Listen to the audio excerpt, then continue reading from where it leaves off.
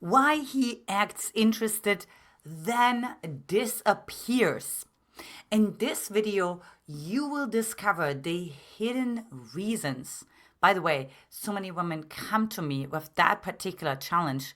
The hidden reasons why this man acts so interested, is so invested, and you get invested, and then he disappears.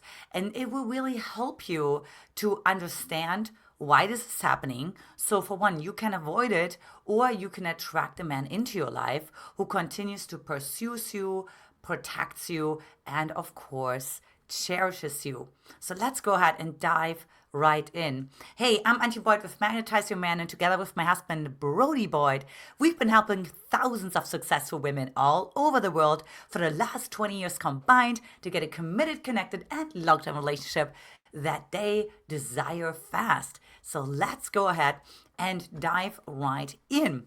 Number 7 is he has an intimacy threshold. So, what essentially is a threshold? A threshold is really a point, right, of friction, of resistance, right? You could also call it a ceiling. For example, in, the career world, there's, for example, money ceilings, career ceilings. So you could call this a threshold. So what happens when we hit a threshold? Our behavior changes because we unconsciously no longer feel safe, right? So the threshold is holding us in that container of safety. In other words, you're in your comfort zone. So if a man acts interested and then disappears, it could be because he hit an emotional intimacy threshold, a physical intimacy, closeness threshold as well. So what that means, we have a threshold programmed inside of us. So for some of us, it may be, when I talk with someone for 3 nights in a row, then I hit my threshold and I need space. Or when I go on vacation with a woman for like a weekend, then I need space, right? When I share something vulnerable, particularly emotionally deep with a woman, then I need space. Which, by the way, the thresholds usually lead to men needing the space. So there's nothing wrong with you. It just means he has a smaller capacity for emotional intimacy than you do. And because of that, again, you feel much safer being in an emotional intimacy, and he is not, right? And so what's really important in that moment is to not make yourself wrong, and to also not to try to change him, but rather give him the space, right? So this is true in some cases, not others. So we, of course, have to learn in this video how to make the distinctions, which is the case, and how to act instead, right? Now, one thing you're going to learn, especially here in Magnetize Your Man, right, is that whatever you attract is the direct reflection of yourself. So you can ask yourself, oh, wait a minute, where do I have a smaller emotional capacity than I actually thought? So for example, the quality of man that you attract into your life is directly proportional to the relationship you have with yourself. So the level of emotional availability of a man is then reflected back to you to the same degree that you feel emotionally vulnerable with yourself. So it could be that you have one emotion inside of yourself that you judge, and therefore you're not emotionally available on all levels to yourself. So maybe it's sadness, maybe it's anger, maybe you don't want to feel the grief, maybe you don't want to feel sad. And I hear this a lot from my wonderful women who are in the program, because they say, well, I don't want to be a burden, I don't want to be inappropriate. I mean, it's been like the 3rd date and I'm crying, that's like a little inappropriate, right? And I don't want to like overwhelm the man because he already had a stressful week, or he's already dealing with his ex-wife, or his teenage daughter, son is already challenging enough. You fill in the blank, right? And so then you start to manage your authentic emotional expression. right? And what you want to do instead is actually focusing on how can I be as authentic, real, associated, connected, self-expressed as I possibly can in any given moment. Because you know what? If a man disappears, then it's not because we're not authentic. It's not because you were not true to yourself, because then you have the deepest regret, right? But it's because of his own lower emotional capacity, which, by the way, serves you because he makes space for a man who has that higher emotional capacity to have the deep, connected, and long-term relationship that you desire fast. Number 6 is he has a parts conflict. What is a parts conflict? So, when you study, for example, neurolinguistic programming, you learn that there's different parts inside of us, different energies inside of us. For example, we can have a strong inner child that wants to have fun, is playful, it's silly. But then let's say we also have a strong, let's say, worker bee. You get the job done. So you could say, well, then, how can I be both, right? You are already both, right? Because if you were just a child, then you would be, nothing would happen. You couldn't sustain your life because you would just do whatever you want to do and everybody would have to be responsible for you. And you're like, right, that sounds familiar. That was my ex-husband. And so that may be true. And so that may be an example for you, what it looks like when you have imbalanced energies inside of yourself. However, we're talking here that you have a past conflict inside of yourself. So for example, on the one hand, you want to have the deep connected long-term relationship. So you could call that maybe the lover, the little girl. You could give it any name you want. And then there's this other part inside of you that puts on the brakes. That's the part inside of you that wants to protect you. It's your guardian protector. Now, because you sent this parts conflict, by the way, this is unconscious. Now that I speak to it, you're like, that's actually very true. But when you start a relationship, when you go on a date, when you have a love interest, right, you're usually more connected to the part that wants to have the deep connected long-term relationship. But then when you come home, maybe you start to become a little nitpicky. You're like, I don't like what he wears, or, I don't know if the other shoe's going to drop. So you start to become like doubtful and critical, and there could be something wrong, right? And the reason why is because there's this fearful part inside of you. So because of that, and because it's unexpressed, you unconsciously send mixed messages. So for example, when you go on a date and you have a parts conflict inside of yourself, then there's a part inside of you that wants to communicate. Let's say you share something vulnerable, but then you want to protect yourself from the emotional impact that has on a man and that he could reflect back to you. In other words, if you had a childhood where your parents were punishing you or belittling you or making fun of you or judging you for your emotional expression, then you unconsciously project that onto the man. And so then what happens is, so you go on a date, you have that parts conflict inside of you. So you say something that's vulnerable, you share something that was painful for you, something vulnerable, and then you project onto him that he's going to treat you the way your whatever abusive, neglective, avoidant parent was treating you. And so then because you do that, then you send a mixed messages. So one way how you can do that is, let's say you laugh right after she shared something vulnerable. So that is called sending a mixed message. Because on the one hand, the man is saying, wait a minute, yes, I feel actually very sad for that she had to go through this experience. I can very much identify with that, relate to that. But then you have then, oh, she just laughed about it. Wait, so is it not as serious as I thought it was? Or wait, is she laughing about herself? Is she making fun of herself? Should I make fun of her? And so you start to get the man's brain confused. And what the saying goes is, a confused mind says no. Why? Because a confused mind says, I can't trust the situation. This is uncertainty.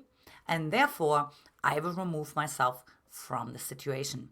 So again, as you can already imagine, the solution, of course, is to do a parts integration. That's, of course, a longer conversation, right? But you have to find a way to have both of these parts expressed, acknowledged inside of yourself.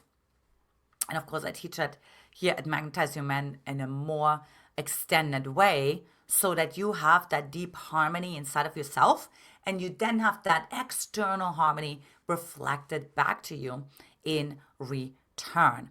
Now, number 5 is a little bit self-explanatory, and you may have heard about it before. You're dealing with a dismissive avoidant attachment style.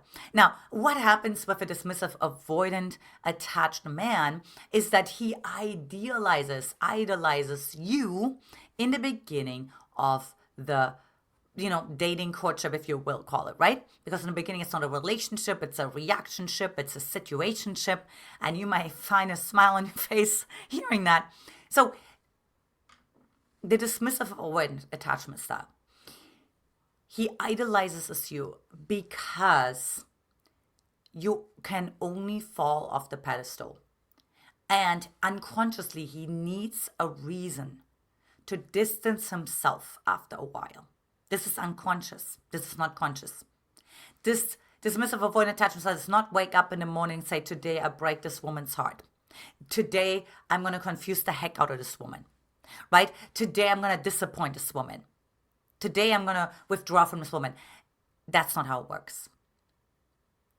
What he says is, right, I want this connection, but I'm too scared because I'm going to hit this vulnerability threshold.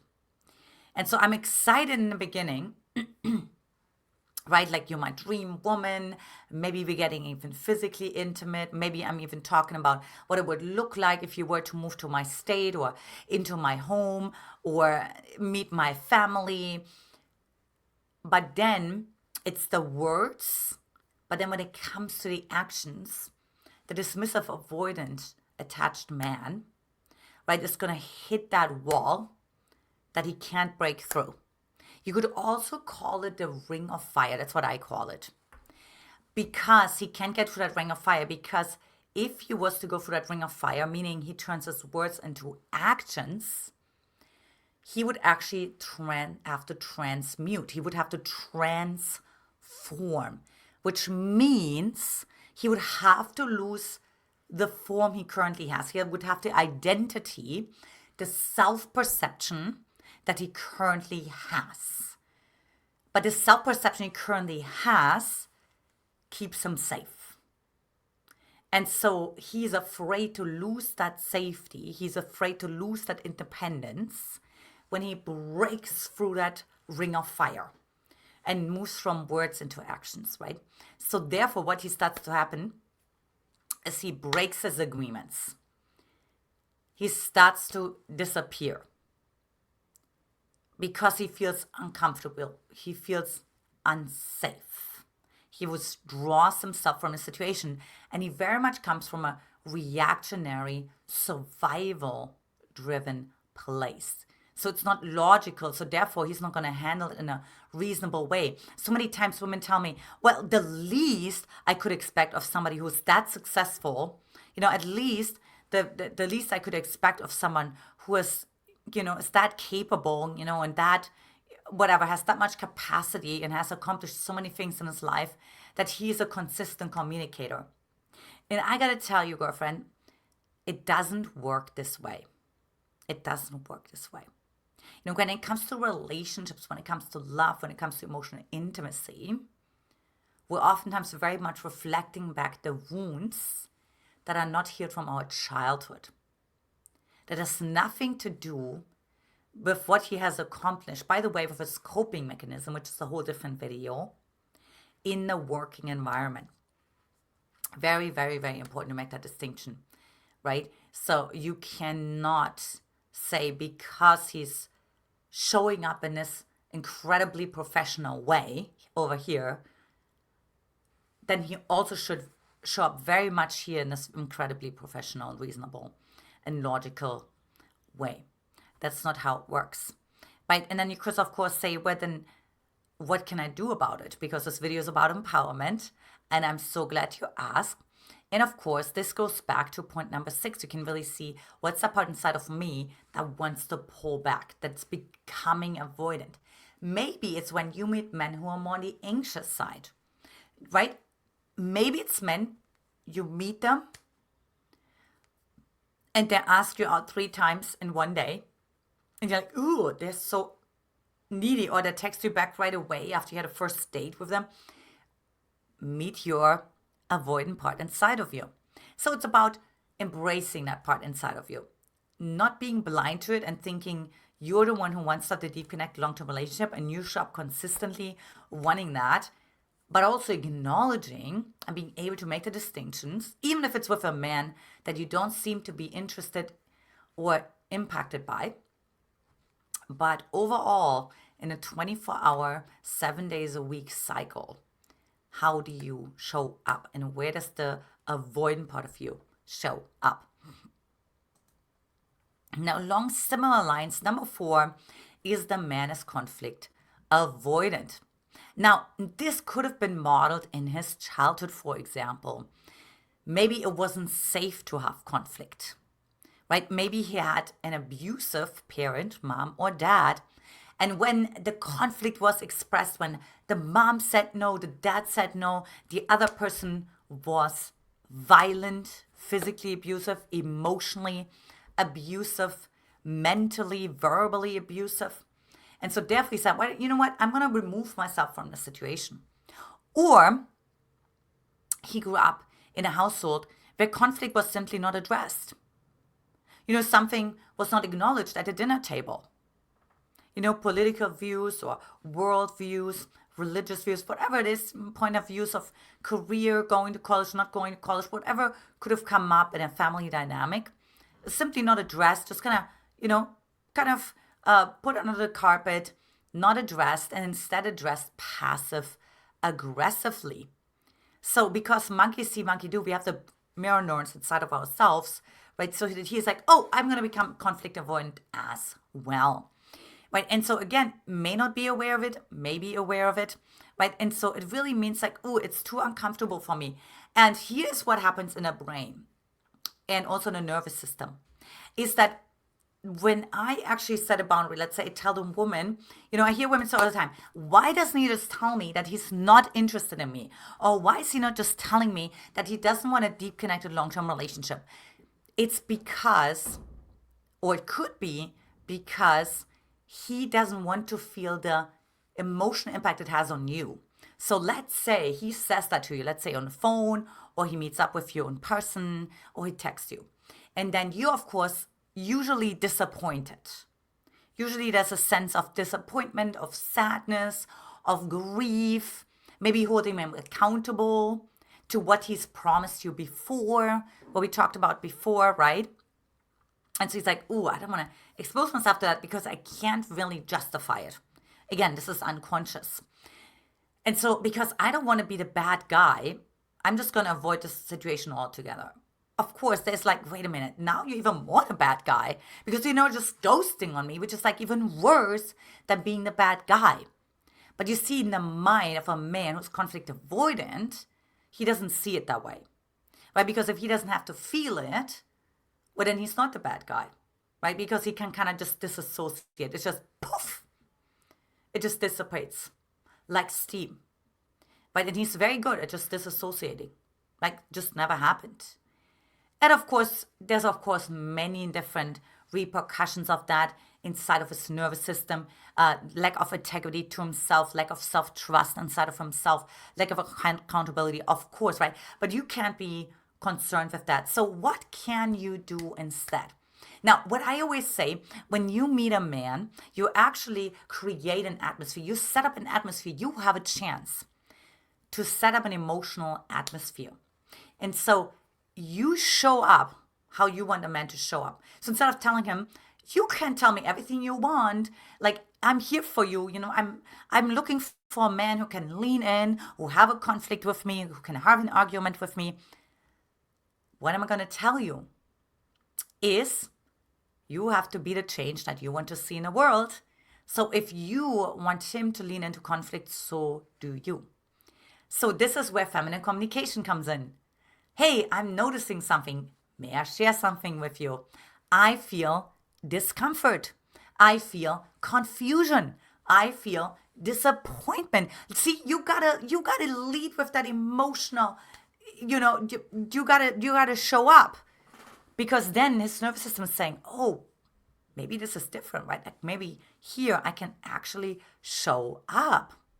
Because then, if he's conflict avoidant, but you model it, and you model it in such a way that he doesn't lose dignity and self respect inside of himself, but rather feels empowered to step into his masculinity to solve the problem, then he actually starts to build self trust inside of himself and what we call key integrity. This is why so many men say when they get married, you made me a better man. It's because I had to rise to the occasion. Because you showed up as a queen. You set the boundary, but not in such a way that you emasculated me. You didn't make me wrong, but you honored your emotions. You shared your experience, but you let me solve the problem. I know a man doesn't share it like that on his wedding day, right?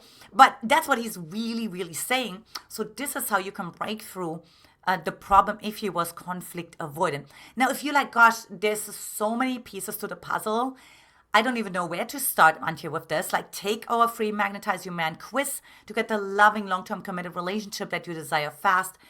The link is in the description below, or you can simply hop on over to magnetizeyourman.com and we'll take it from there. Number 3 is incongruency. So what so many women do is that put on a mask. Right? They're like, oh my gosh, I hear this so many times in a coaching world. Oh my gosh, if I would get it all for every time I hear this. Like, be fluffy, be a butterfly, be unencumbered, be, right? No, it doesn't work that way. You know why? Because if you do that on a first date, on a second date, on the third date, and on a fourth date, you're going to get frustrated, or you get actually bitchy. And yes, I'm going to use this word on purpose. Or if you get sad all of a sudden, or you actually have something deeper to address, he's like, wait a minute, that's just like totally incongruent. Wait, I thought you was this fluffy butterfly over here. By the way, I'm not saying that he fell in love with the fluffy butterfly.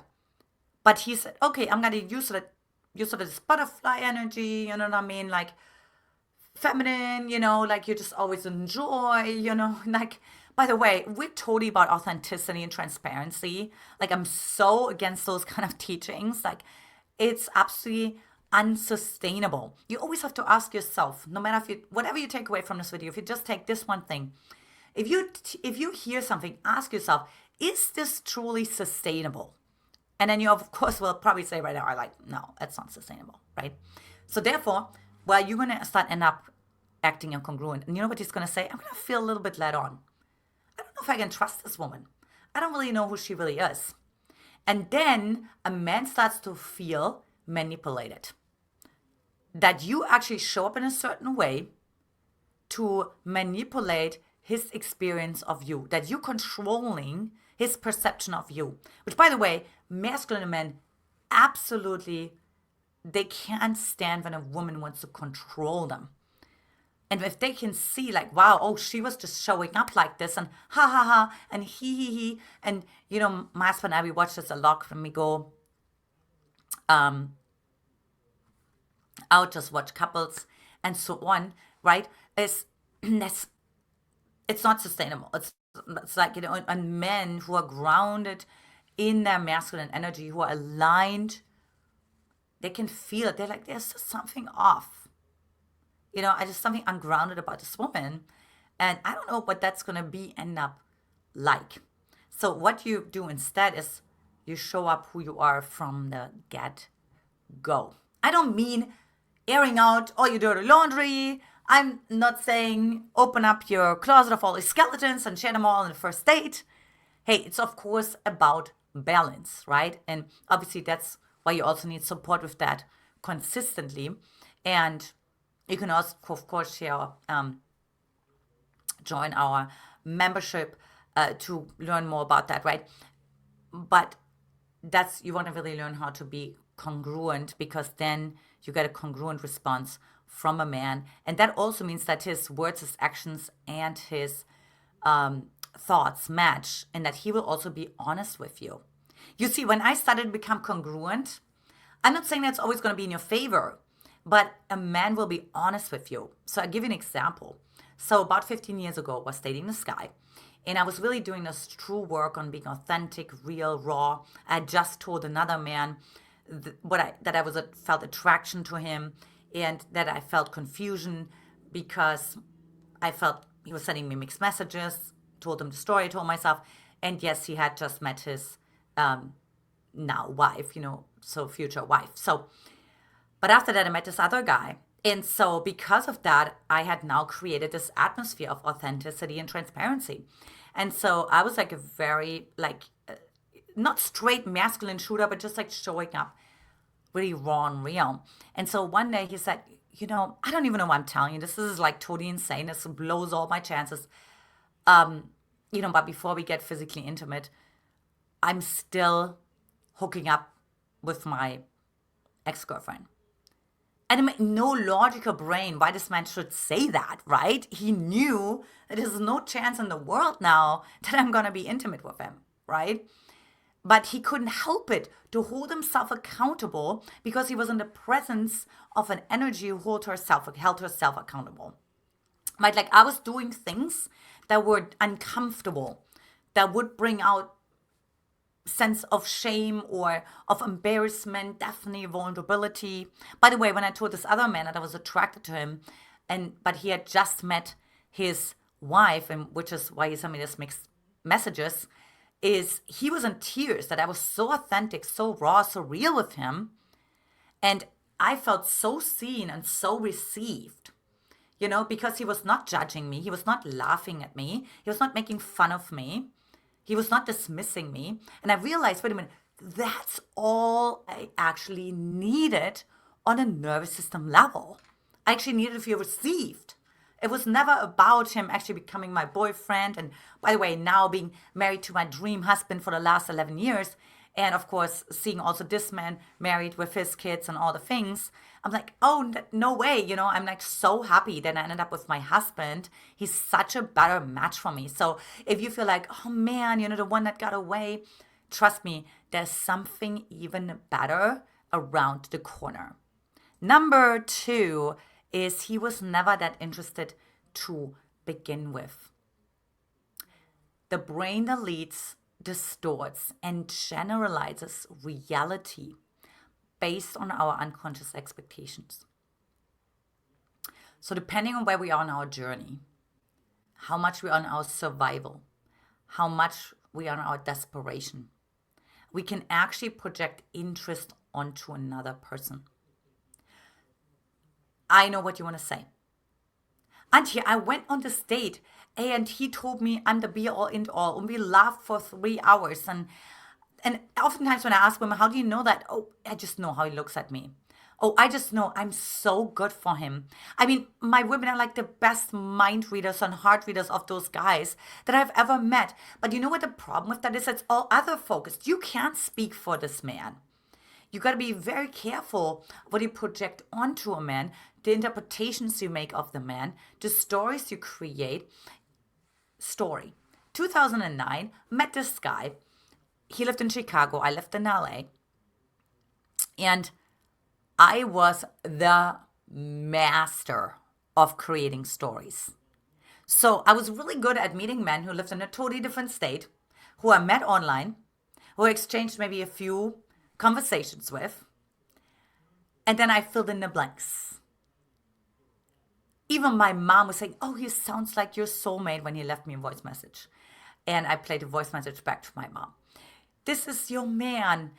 Oh, he's a teacher. I always felt in my energy, in my soul, my husband is a teacher, which is interesting. My husband ended up being a coach, was very much a teacher. And he very much educates. He was educating men at the time, my husband, on how to step into their power and to heal their wounds around their masculinity and their childhood wounds. So I was already on the right track with my intuition, but I projected it until I took some workshops. And I realized it's a lot about interpretation. I'm making up a lot of stories. And how one of my coaches asked me, well, how do you know that? Well, I just know. You know what I mean? God told me, which is, by the way, another pitfall, especially for my Christian women. They can't distinguish between an anxious part inside of themselves and God. It's like, God told me. Oh, great. If God told you, it's going to come to fruition. Right? Prophecy is coming to fruition. Prophecy is not something that's like being told to you and then it doesn't happen. It's not like some wishful thinking. It's not some hoping. And also prophecy, there's no attachment. It just is. So I don't really feel that from most of the women that talk to me about a prophetic word that they heard from God. But the ego knows, I know what to do with this woman. She's Christian. And her values are that she listens to God. So I'm going to disguise myself and I'm going to say, this message is coming from God. And I said, so how's it been going with this guy? Well, I haven't heard from this guy in like half a year. I have so many women that are like, I met my soulmate. I haven't talked to him in like 2 years. He lives on opposite side of the continent. Girlfriend, you are in a trauma bond. You're repeating family entanglements, like unconscious agreements you made on a soul level with some of your ancestors. Whatever the case might be around relationships, we can figure out what that is. But this is not God. I promise you, this is not God. Okay, so back to the story. So what he's decided to do, I wish I had my calendar here with me. I'll show you guys in one of the next videos. But I had my calendar and I actually really wrote down when I had a call with him, how long the call was, right? And just kind of like when we had some text message exchanges. Because it was really grounding into reality, what was actually happening. And then I realized, wow, I thought I was in this full-blown relationship. And here we are, you know, and just maybe texting twice a week and so on and so forth, right? So because what happens is when you emotionally connect with someone, it just magnifies the field. What does that mean? It breaks time and space. So you feel you spend more time with this person and you are in closer proximity with this person's space than you actually are. Right? So you very much distort your entire reality. And you cause so much anxiety inside of your nervous system because it doesn't match the reality. It doesn't match how he actually treats you. So that's what I see with women who say, well, he was so interested in me, and then now he disappeared. It's like he was never interested to begin with. Yeah, but he hooked up with me and we went on a trip. That's great. That doesn't mean that he was that interested in you, right? He was like committed to the moment, detached from the outcome. That's all we know. If he was really interested, he would take your feelings into consideration. He would be very responsible with his actions because he would know that you're somebody else's wife, you're somebody else's queen, and he would treat you accordingly. And finally, number one, he has other commitments, aka other priorities. Now stop chasing a man who doesn't make love a priority. Men have different stages, and so by the way, women too. Different cycles in life. You know, a girlfriend of mine, she got married last year. And by the way, after meeting her husband for like 3 months. But before that, he wasn't available because he was working on mastering his business and taking care of other things. He knew when he was ready. And then he was really ready. So it wasn't like just a story, right? Because, you know, that's very different from somebody who is emotionally unavailable and will always come up with excuses and stories and intimacy shields and so on. So this person really has other commitments, other priorities. So don't chase after a man like that because you're going to repeat the pattern of not being prioritized. And you're telling the unconscious, like, yes, I'm going to value a man who doesn't prioritize me, that I have to fight for, because that reminds me of my parent. Because with my parent, I had to fight for getting validation, to get attention. With my dad, he made me lots of promises and then didn't follow through. That had many different reasons why. And there's no pointing fingers or blaming, just stating the fact. And so then because of that, of course, I didn't feel prioritized, because how could I?